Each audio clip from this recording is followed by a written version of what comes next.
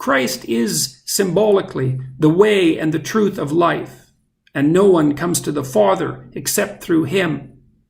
Embracing the process of voluntary death and rebirth that is identical with psychological development means determining to move forward and upward despite the horrors of life. It means as well, symbolically speaking, rejuvenating the dead father or rescuing him from stagnation and deterioration in the eternal underworld.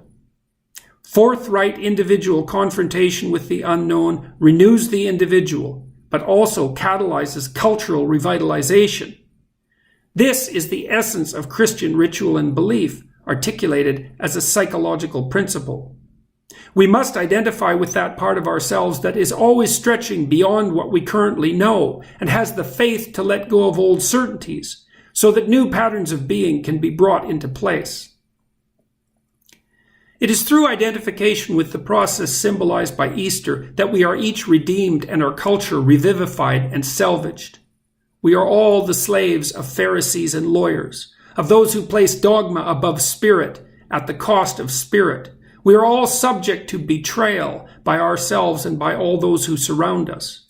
We are all facing extinction in the most torturous of manners.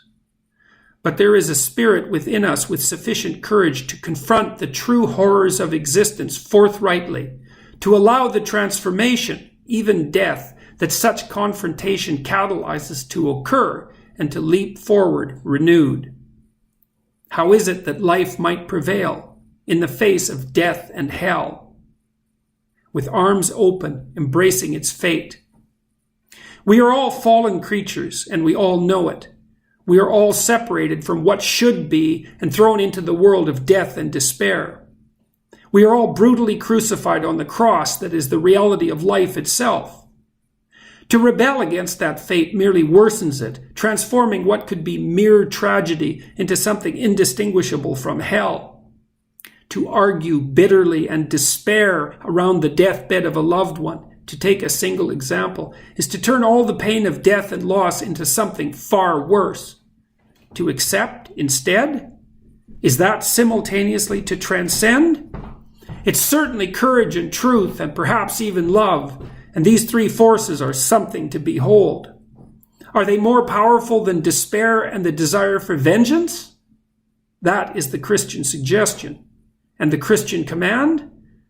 To act out the proposition that courage and truth and love are more powerful than death and despair, and to accept what transpires as a consequence.